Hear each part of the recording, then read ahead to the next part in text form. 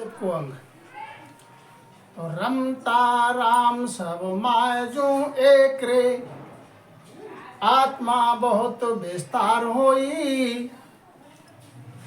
महाराज समझाते हैं कि रमता राम तो सबके माय में एक ही है। सकल सृष्टि में एक ही नूर है, एक नूर ते सब उपजाया।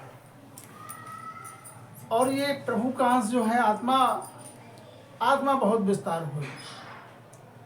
ये जीव के माया में जो आत्मा रूप बैठा हुआ है प्रभु, ये विस्तार है। ऊंच और नीच जो कर्म विस्तार है, प्राण के संग सुख दुख होई। अब संसार में जो ऊंचा नीचा दिखता है, संसार में कोई ऊंचा नीचा क्या, कोई सुखी है, कोई दुखी है, तो ये कर्म का विस्तार है। जैसा कर्म करेगा वैसा फल देगा भगवान। करणी जीव हाथ रे, फल करणी के मार। जीव करणी करने में स्वतंत्र है, फल भोगने में परतंत्र है। इसलिए कर्म के हिसाब से ऊंचा नीचा और प्राण के संग जो काया में रहता है तो सुख दुख उसके लिए व्यापता है।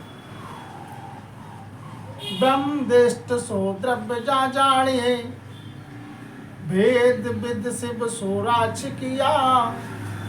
ब्रह्म दृष्टि से देखो तो फिर एक है। घाट सुपा देता माय फल उपजे, करण करण करतूत सोई। घाट बात जो घटपट दिखती है संसार में,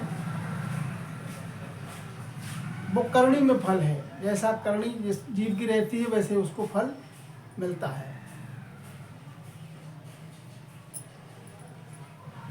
फल लिया बैर नहीं भाव सो, ब्रह्म के है तेरे तारवो मारवो नहीं कोई। इस प्रकार से महाराज समझाते हैं कि प्रभु का किसी से बैर नहीं है।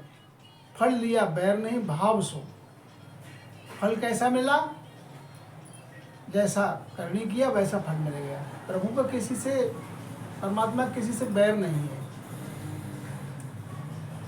ब्रह्म के है तेरे तारवो मारवो नहीं कोई, खेत करसाण के भाव सोनी पुजे, उद्यम विस्तार बहु भांत होई। जिस प्रकार से किसान के खेत में जो है भाग से उत्पत्ति बचती है फसल, उत्तम का विस्तार बहुत भाग से है। जैसी करनी करता है, किसी की फसल कम होती, किसी की ज़्यादा होती है, तो ये उसकी करनी पर ऊंचा नीचा हो जाता है। नीर अरनाज ज्यों राम करता रहे, वृक्ष की छाया सुख भेद देवे। अब जिस प्रकार से नीर है, नाज है, जिस प्रकार से राम करता रहे, वृक्ष की छाया सुख भेद देवे। जिस प्रकार से वृक्ष की के लिए नीर लगाते हैं, तब जल देते हैं, तो एक छोटा पौधा होता है, एक दिन बड़ा वृक्ष बन जाता है। जब पानी उसको दिया तो बड़ा वृक्ष हो गया, तो उसको फिर समय पे उसकी छाया मिलती है, छाया मिलती है। दास सुखराम कह धर्म यार करम रे, नरक यार मोक्ष नर धाय लेवे। तो सतगुरु सुखराम जी महाराज समझाते हैं कि धर्म और कर्म रे, नरक और मोक्ष नर धाय लेवे। ये करणी में फल है। चाहे तो मानव प्राणी नरक जाने की करणी करे, संसार के विषय विकार में लिप्त रहेगा तो नरक में चला जाएगा। प्रभु की भक्ति करेगा भेद के सहित तो मोक्ष चला जाएगा। गैव की बात अचाण या चूक है, बहु आगलो अंश अंकुर होई। और जो गैव की बात है वो अचूक है, उसका फल जो मिलता है तो आग लानाम पहले का अंश है माय में, वो जीव के माय में अंकुरित हो जाता है। जैसे किसी के लिए सत्पुरुष मिले और जैसे उन्होंने दृष्टि पड़ी और भेद दिया, भजन सिमरन में लगा, तो जो जितनी भक्ति उसकी पिछले जन्म में कर चुका है, जहाँ तक शब्द की पहुँच हो चुकी है, शरीर की शोधना कर चुका है, उसके आगे से शुरू होती है। कैसे?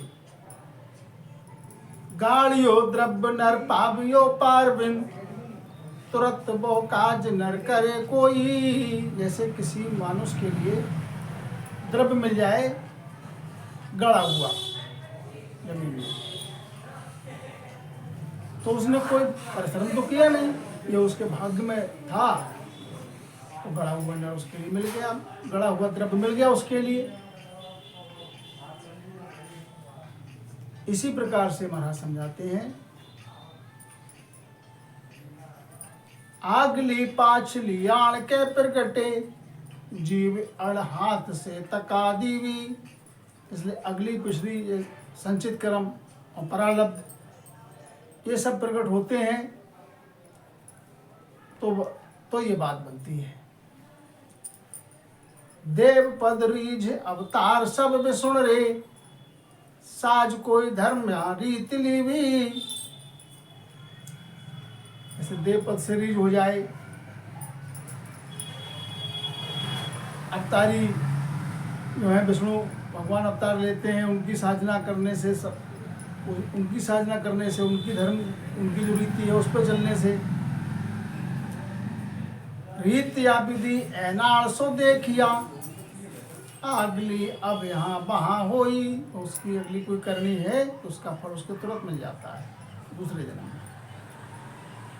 दा सुख राम कहे नाव आराध में, ढीलियर ढाल माँ करो कोई। महाराज समझाते इसलिए नाव की आराधना करने में ढील मत करो। आग ले पुरुषों बेग अब प्रगटे, अब की आग ले जुग माही। हमारा समझाते हैं जो भक्ति पहले किए हैं, शरीर छूट गया, पूरी भक्ति नहीं हो पाई, अगला जन्म मिला तो वहां से आगे शुरू हुई भक्ति। होए होशियार नर कसर न राखियो, रति जो मूंग नहीं एल जावही। इसलिए होशियार होकर नर कसर मत राखियो, रति भर सिमरन में लग जाओ। कैसे? कि खेत में जाए नर नेक सो काम करे, दाढ़ी शेर अब शेर होई। जिस प्रकार से प्राणी खेत में जाकर किसान काम करता है, थोड़ा सा भी काम करे तो उसके लिए खेत में फसल के तौर पर उसके लिए थोड़ा बहुत मिल ही जाता है। झाड़ झटकाए सब खेत सुलझावियो, मुजरे दाम सो दाम लिया। फसल जब खेत में जब काम किया तो फसल तैयार हुई, फसल पकने के बाद में झाड़ झटकाए के उसके लिए सुलझाए के और बाजार में ले गया बेच के और दाम मुजरा कर लिया। चाकरी करत सो बरस चढ़ जाते हैं, एक को मास का मैं मास लेवे। अब चाकरी संसार में जिस प्रकार से कोई करता है दैनिक दहाड़ी पर, सुबह को काम पे लगे, दिन भर काम किया, शाम को उसको मजदूरी मिली। एक चाकरी ऐसी करता है जो जिसकी महीने पे मिलती है। आज काम शुरू किया तो एक महीने के बाद उसके लिए उसका परिश्रम मिलता है। आप की साल सब भूख चुकावसी, सबको दाम सो दाम देवे। और साल पूरा होने पर जो उस राज्य का भूख है वो सबका चुकता कर देता है। तो खून बेचाकरी पारसी बीच में, दिन को दिन पलक छाणे। दास सुख राम कहे रटे निज नाव रे, राम महाराज सो सरब जाने। इस प्रकार से जब संसार में चाकरी कोई करता है तो उसको बीच में जैसी चाकरी पूरी हो समय होता पूरा, तो किसी को दिन के दिन मिल जाती, किसी को महीने में मिलती है। इस तरीके से मिलती सबको है, किसान को भी मिल जाती 6 महीने के बाद। तो इस प्रकार से महाराज समझाते हैं कि जो नाम रटन करता है, सुखराम कहे रटे निज नाव रे, निज नाम को जो रटन करता है तो राम महाराज तो सब जानते हैं, जो सिमरन करता है वो खाली नहीं रहता, भले ही माया में कुछ दर्श में आए या ना आए, अनुभव में आए या ना आए। तो सुखिया माया या साड़ की चाम सो बढ़ी जाए, जो बैठा हल छोड़कर सुकातिक में पछताए। ये नर्तन मिला हुआ है, ये कैसी ताक है इसकी, जैसे किसान की आषाढ़ की ताक होती है, ऐसे ही मानव शरीर जो मिला है इसकी ताक है और क्या, भजन करने की, प्रभु को पाने की।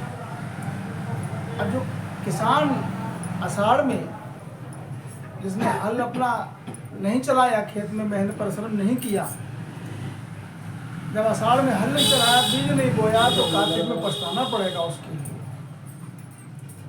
फसल जब कुछ किया ही नहीं तो फसल मिलेगी कहाँ से। ऐसे ही जो भजन जिसने नहीं किया, मानव का तन यूं गंवा दिया, तो अंत समय में जब काल आएगा, यमराज मार लगाएगा तो समझ में आएगा। कार्तिक में सुख राम जी खुशी हुए नर लोए, जेठ अषाढ़ा दौड़िया जाका ये फल होए। अब कार्तिक में नर नारी वही खुशी होगा जो जेठ अषाढ़ में दौड़ा है, माना परिश्रम किया है। आगे कुछ कियो नहीं, अब कुछ किया न जाए, हो तो सुख राम के आगो लग घर माए। आगे कुछ कियो नहीं, पहले भी कुछ नहीं किया, मानव तन तो मिला था पहले भी, भजन नहीं किया तो 84 में जाना पड़ गया। अब 84 का फेरा, बार बार जन्म मरण के फेरे में भटकता रहा। अब फिर से जब मौका मिला है मानव तन का, प्रभु पाने का यही एक अवसर है। अब भी कुछ नहीं कर रहा है, बाल अवस्था बीत गई, जवानी बीत गई, वृद्ध अवस्था आ गई, बुढ़ापा में भी अभी सुमरण की, भजन करने की चाहत नहीं है, तो ये तुम्हारा टोटा हो रहा है। ये टोटा जो है आगो लग घर में है, ये आगे तक तुम्हारे लिए पछताना पड़ेगा। जब धर्मराय के दरबार में जब हिसाब लिया जाएगा, धर्मराय के दरबार में तुम्हारा हिसाब लिया जाएगा कि तुम्हारे लिए स्वासा रूपी धन दिया था, वो तुमने कहाँ खर्च किया, उसका हिसाब दो। 21,600 सांसें रोज की खर्च करता है माता। धर्मराय के दरबार में लेखे में वही सांस आती है, वही श्वास आती है कि शब्द लपेटा श्वास निसरे सोई लेखा में आ गई। जितनी श्वासों पे भजन किया है वही श्वास धर्मराज के लेखे में है, बाकी सब रेत में मिलाई।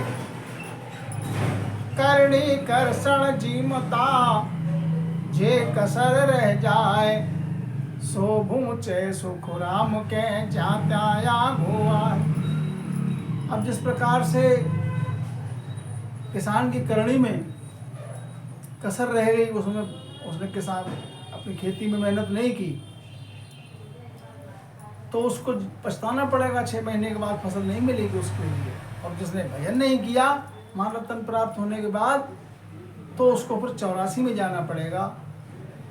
सूकर कुकर कीट पतंगा अनेकों योनियों में अनगिनत, वो टोटा फिर कैसे पूरा होगा तुम्हारा। इसलिए अभी समय है, भजन कर लो। तो सुखिया नर तन पाय के भजो न सिर जनहार, पिछताओगे प्राणिया अंत काल की बार। ये नर्तन जो मिला हुआ है भजन करने के लिए मिला है। क्यों कॉल करके आए थे कि प्रभु हमारे लिए मानव का तन दे दो, केवल भक्ति करा संत सेवा और करा कठिनाई, केवल नाम राम नाम का भजन करेंगे और कुछ नहीं करेंगे। संसार में आने के बाद भूल में पड़ गए और भजन नहीं किया तो पछतावे वो प्राणियां। अरे प्राणी, तेरे लिए पछताना पड़ेगा। अंत काल में जब यमदूत को मार लगाएंगे तब तेरे लिए कोई सहाय करने वाला नहीं होगा। तो मृत लोक में मानवी देवलोक में देव सुखिया सब पछतावसी, मूला हर की से। मृतलोक में उस मानव को पछताना पड़ेगा जिसने भजन नहीं किया। देवलोक के देवगण इसी बात का पछतावा करते हैं कि हमने मानव तन प्राप्त होने के बाद भी भजन नहीं किया। तो देवलोक में पहुंच गए। देवलोक में जितना सुख उतना ही सुख मिलेगा जितना यहाँ पर जब तब दान पुण्य करके गए हैं। इस प्रकार से परम पूज्य सतगुरु जी महाराज समझाते हैं सबको पछताना पड़ेगा जो हरि का स्मरण नहीं किया है। बोलो राम जी राम महाराज।